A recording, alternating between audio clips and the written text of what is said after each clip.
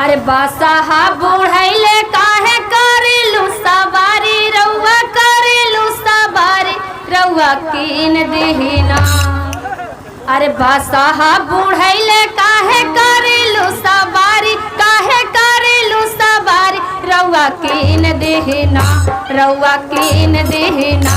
एगो 4 चक्का गाड़ी रउआ कीन देहिना एगो 4 चक्का गाड़ी रउआ कीन देहिना।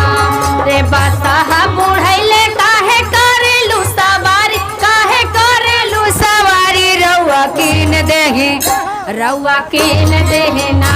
एगो 4 चक्का गाड़ी रउआ कीन देहिना एगो 4 चक्का गाड़ी रउआ कीन देहिना।